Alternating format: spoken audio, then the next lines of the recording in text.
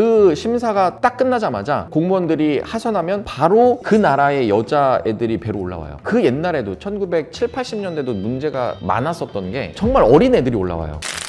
안녕하십니까. 2013년도 1년 동안 남태평양에서 또 사조선단에서 원양어선 참치잡이 뱃놈 출신 강혁주라고 합니다. 저는 이제 19년도 말부터 이제 24년도 올해 8월 달까지 탔던 이준호라고 합니다. 반갑습니다. 저 같은 경우에는 한 번에 3년을 연달아 탔었습니다. 저는 1년 아니에요. 저는 가장 오래 걸렸을 때가 한 달 반 정도? 한 달 반 정도 고기 잡고 꽉 차 있는 배를 비우기 위해서 운반선을 만나러 육지로 갑니다. 그래서 한 달 반 만에 육지를 한 번씩 밟기도 하는데 육지를 못 밟았을 때도 있었어요. 저희 항해사님이 아주 못돼 먹은 항해사님이었기 때문에. 근데 그냥 한 달 반 정도라고 생각하면 될 것 같아요. 저는 길지 않았습니다. 이 3년은 솔직히 코로나 이거 말도 안 되는 거예요. 이거 어떻게 살았을까? 육지가 아니기 때문에 그런 생각이 들 틈이 없어요. 그냥 내내 눈 뜨면 일이고 눈 감으면 그냥 자는 거고. 저희 때는 지금도 그런지는 모르겠습니다만 한 달 반, 두 달 만에 운반선을 만나러 간다고 말씀드렸잖아요. 그 운반선 통해서 가족들 혹은 여자친구의 택배가 옵니다. 그 택배가 한국에서 예를 들어서 5월 달에 보내면 그 택배를 한 7, 8월 달에 받아요. 한 2, 3개월 걸려요. 택배가 있지만 2, 3개월이 걸려요. 그 택배 안에는 꼭 외장하드가 있었습니다. 외장하드가 있어요 지금도? 지금도 들고 다닙니다. 아, 그럼 그게 맞는 거예요. 업체 부탁해가지고. 아, 맞습니다. 그러니까 외장하드 안에는 별의별 게 다 들어가 있습니다. 직박구리 폴더부터 해가지고 신사의 품격이라는 드라마 기억하시나요? 정말 이슈가 됐었던 드라마인데 3개월 만에 받아서 너무 재밌게 보고서 그때 그 당시에 여자친구한테 야 이거 너무 재밌는 드라마다 라고 얘기했는데 그거 끝난 지가 언젠데 그걸 이제 보고 있냐. 그럴 정도로 가장 기다려지는 택배 중에 하나가 외장하드죠. 쉬는 시간이 있어요. 쉬는 시간에 드라마 보는 거예요. 그리고 직박구리 보는 거예요. 그게 현실입니다. 요즘에는 업체가 있어가지고 그 업체에다가 2테라에 20몇만 원인가? 그거를 주고 그 업체에서 포장을 해가지고 회사로 보내주거든요. 그렇게 해서 받았어요. 이게 각자가 받는 외장하드가 있어요. 그리고 그 외장하드가 서로 돕니다. 그 안에서 취향을 찾으면 됩니다. 사실 지금 생각해보면 인터넷이 굉장히 빨라졌잖아요. 10년 전에도 500메가 하드에 영상 하나당 1기가가 안 됐었으니까. 드라마 말씀드리는 거예요. 드라마 엄청 많이 담기죠. 거기에 어른들은 9시 뉴스를 다운받아서 보시기도 하셨었어요. 개인의 취향에 따라서 업체에 요청을 하죠. 1년 차에는 일단 할 수 있다 해보자, 이것만 지나면은 내 세상이 펼쳐질 거야 라고 생각이 들었고 2년 차에는 조금 힘든데 1년밖에 안 남았다, 진짜 다 왔다 이랬는데 딱 3년 됐을 때 제가 이제 3년하고 3개월을 아마 조금 더 오버했을 거예요. 그때 와, 나 진짜 뭐하지? 왜 이러고 있지? 3년 차에는 1년 차에 잡았던 고기들을 중간정산하고 난 후였거든요. 내가 이 돈 받고 지금 뭐하고 있는 거지? 이번에도 타면서 고기 잡는 거랑 억가랑 그런 거를 다 따져보잖아요. 내가 이번에도 돈이 얼마 안 될 것 같은데 어떡하지? 이러면서 3년 차에는 빨리 그냥 집 가고 싶었던 것 같아요. 그만 내려놓고 싶다. 그게 제일 컸어요. 군복무 대체 하시는 건가요? 저 했습니다. 이거는 되게 이득이죠. 어차피 군복무 지금 1년 6개월 그거보다 많이 벌었잖아. 그럼 개이득이죠. 그것만으로도 진짜 잘하신 거라고 저는 생각합니다. 제일 큰 건 돈이죠. 이제 제가 뭐 생각 안 하고 쓸 수 있고, 집이 형편이 좀 안 돼서 그냥 부모님한테 돈 좀 어느 정도 빌려드리고 그렇게 할 수 있는 거에 감사한 것 같아요. 21살에 나는 못했을 것 같은데 지금의 배 타고 왔을 때 부모님이 어려울 때 도와줄 수 있고 내 여유 자금으로 쓸 수 있는 게 좋은 것 같아요. 나를 한층 더 성장시켜 준 것 같아요. 배 타면서 이 이빨이 깨져가지고 여기 지금 보철물을 끼고 있거든요. 지금 배 타면서 피는 너무 비일비재하게 많이 흘리고 봐가지고 저 탈 때 저 외국인 선원이 여기 손가락 마디가 잘려가지고 배에서 긴급으로 잘린 손가락을 아이스박스에 넣고 그 다음에 피가 더 이상 안 나오게 이거 꼬매가지고 지혈을 하긴 했거든요. 그렇게 손가락이 잘렸는데 이제 바로 배는 안 들어가요. 항구에 고기를 잡아가지고 어창을 다 채워야지 항구에 들어가가지고 하는데 그 손가락 잘렸던 애가 2주인가 3주인가 있다가 갔는데 걔가 집도 막 바로 간 게 아니라 비행기 뭐 대기 시간도 있을 거고 뭐 호텔에서 뭐 며칠 또 머물고 2달인가 뒤에 갔다고 얘기 들었거든요. 그래가지고 이제 그 베트남이었는데 걔 친구가 하는 말이 손가락을 결국엔 잘랐다고, 이거 아이스박스에 넣고 붕압시키려 했는데 안 돼가지고 그냥 잘라버렸다고, 그렇게 얘기를 들은 게 좀 기억에 남네요. 저희는 사망사고는 없었고 저희 사조선단도 아니었었어요. 한국의 다른 배였었는데 크레인으로 작업하고 와이어, 와이어, 체인, 쇠사슬로 작업을 하는데 와이어가 터지면서 이게 휘리릭 도는 거예요. 돌면서 외국인 선원 무릎이 딱딱 나가버린 거예요. 그거는 사망보다도 더 힘든 사고죠, 어떻게 보면. 그 이후로 들리는 소문은 선원의 가족이 먹고 살고도 남을 정도의 보상금, 한국에서는 1억 5천 보상을 해줬대요. 그 나라에서는 1억 5천은 뭐 말도 안 되는 금액이기 때문에 그런 사고가 있었습니다만, 저희 배 같은 경우에는 체인이 한번 터져가지고 외국인 선원 얼굴에 가격이 되는 바람에 찢어지고 했었던, 그러니까 심각한 사고는 없었어요. 저는 또 굉장히 몸을 사렸었기 때문에 그래서 더 갈굼을 당했죠. 내가 살고 봐야지.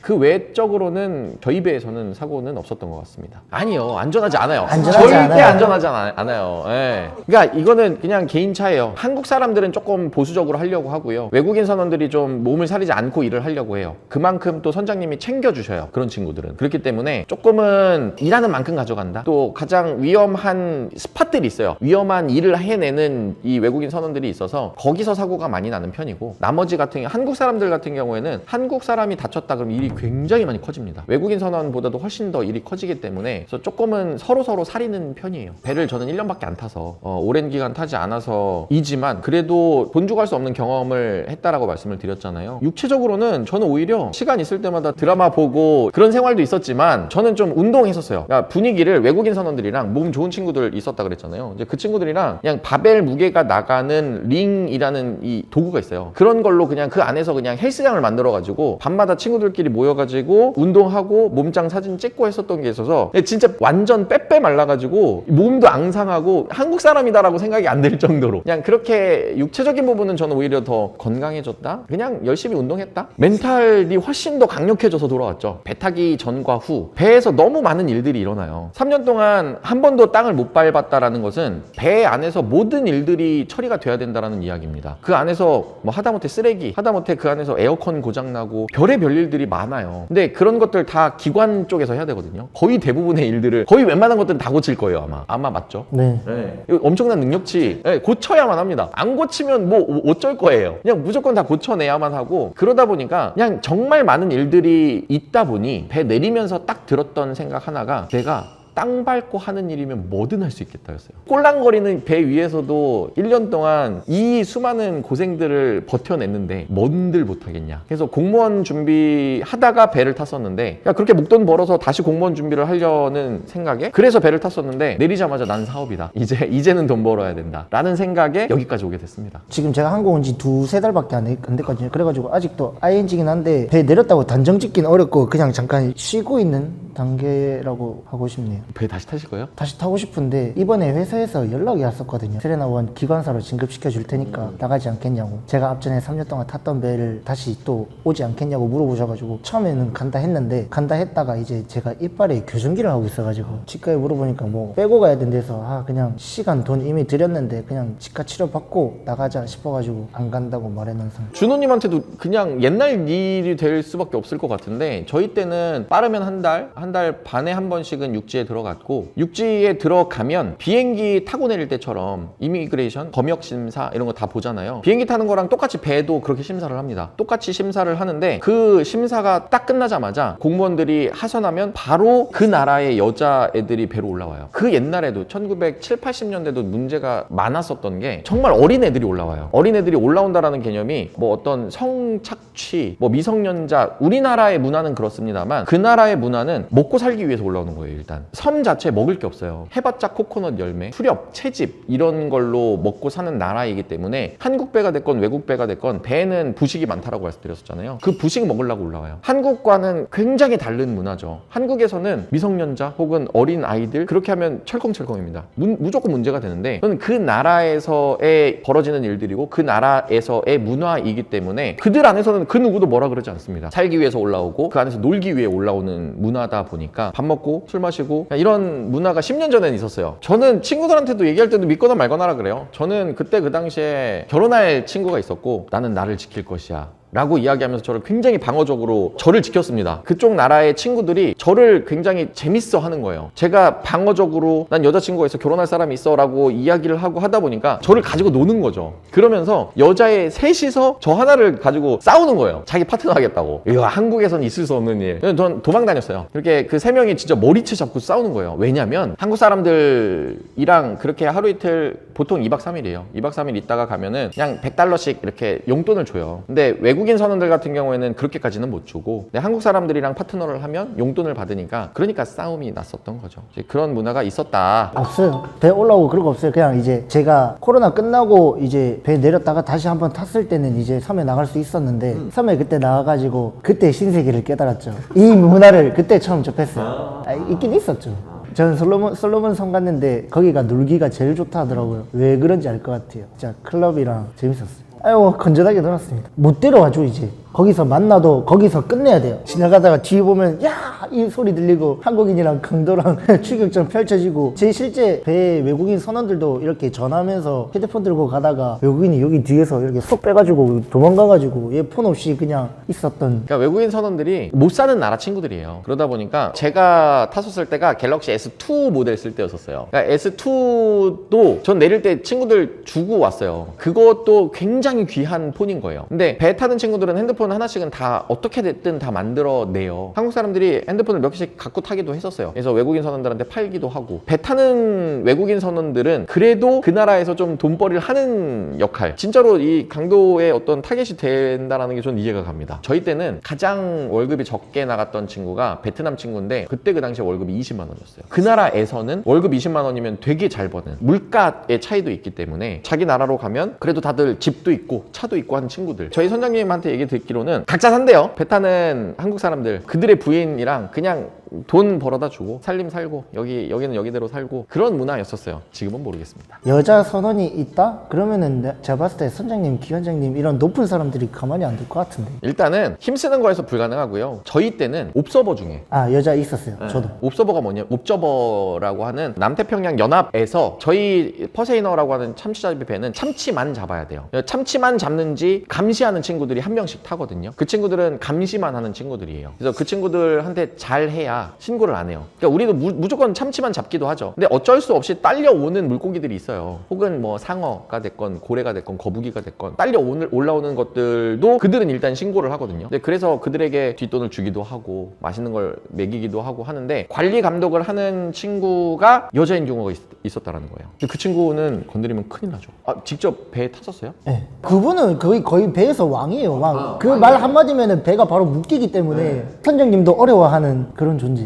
그때 저희 때는요, 이게 정확한 팩트인지는 모르겠으나 어떤 선장님들은 가족과 함께 타기도 한대요. 사모님이. 그러니까 이 선장실은 되게 좋아요. 호텔급 진짜 좋은 배들도 많아졌거든요. 선장님 방 같은 경우에는 정말 크고 넓고 시설 좋고 환경 좋고, 그런 배들에는 사모님들이 타셔서 같이 함께 생활하신대요. 배에 내려서 비행기 타고 돌아가시기도 하시고, 그렇게 하신다라는 사모님이 계신다. 저 같은 경우에는 앞서 말씀드린 것처럼 항해사님한테 미운털이 박혀가지고 제가 기관사 대행이었는데, 그분이 한 40대인가 50대쯤 됐을 거예요. 저가 곧 기관사로 올라갈 거라 하니까 그분께서는 한 30년 배탄 항해사님인데 저랑 맞먹는 게 싫으셨나 봐요. 그것도 좀 안 이꼽게 생각하고 계셨는데, 제가 이제 그분한테 미운털이 한번 박히니까, 기관사는 고기 운반선에 하역할 때도 그냥 그 기관실을 당직 쓰고, 그물일 할 때도 기관실 당직 쓰는 일만 하는데, 그 항해사님이 저한테, 선장님한테 얘기해가지고 얘도 이제 같이 일 내보내라 이렇게 얘기를 하신 거예요. 그래가지고 그것 때문에 내가 이런 대우를 받으면서 여기 있을 바에는 그냥 안 타고 만다 이러면서 이제 집 간 거거든요. 사람만 괜찮으면 다시 탈만하죠. 그냥 가고 싶다 하면은 3사가 대기 중이기 때문에, 모든 회사 모든 배를 갈 수 있기 때문에 그냥 간다고 마음 하나만 먹으면은 아마 한두 달 안에 무조건 바로 나갈 수 있지 않을까. 저 같은 경우에는 이제 한 어기를 마치고 내린 케이스고요. 계약 기간이 종료가 돼서 내리게 됐고, 더 배를 타지 않았었던 이유는 아까 말씀드린 대로 땅 밟고 하는 일이면 뭐든 할 수 있겠다. 멘탈 관리 끝났고 체력 관리 끝났고 내려서 사업하자라는 생각이 가장 강했었고요. 실제로 그때 그 당시에 모았던 목돈 7천만 원, 작으면 작고 또 크면 큽니다. 제 나이 때 모을 수 없었던 돈이기 때문에 그 돈으로 식당을 시작을 했고, 그게 현재는 프랜차이즈화가 돼서 순대국밥집 대표를 하고 있습니다.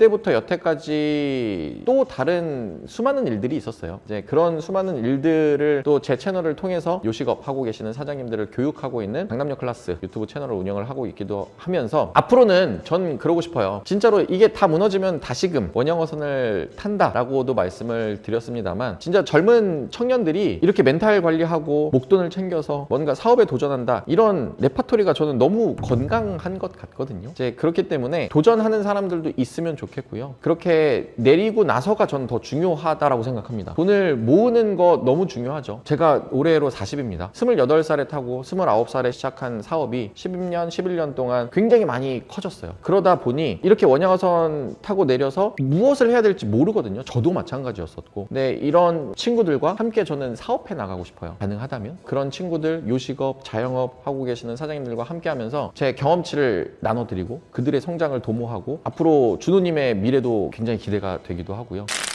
이 일이 되게 위험하고 어렵고 뭐 그럴 거라고 생각하는데 또 막상 가보면은 이게 조심만 하면은 그렇게 위험한 일이라고도 생각 안 해가지고 도전해봤으면 좋겠어요. 20대 때 원양어선 타서 식당을 열고 프랜차이즈화를 해서 사업하고 있는 유튜브 채널 강남역 클래스를 운영하는 강혁주였고요. 저는 개인적으로 이 영상을 보시면서 원양어선 한번 타볼까 고민하시고 계시는 분들이 계실 거라고 생각해요. 사실 이거를 실행시키기까지는 굉장히 어려운 일들이 남아 있습니다. 말씀드린 대로 해기사라고 하는 면허증을 취득해야 되는데 도전들부터가 쉽지가 않아요. 공부도 해야 되고 실습선도 타야 되고 하다 보니까 쉽지는 않습니다만 도전해서 내 인생의 터닝 포인트를 만들 수 있다라면 전 얼마든지 꼭 도전해야 되는 일이라고 생각합니다. 여기까지 강혁주였습니다. 지금까지 원양어선을 4년 동안 탄 이준호였습니다. 감사합니다.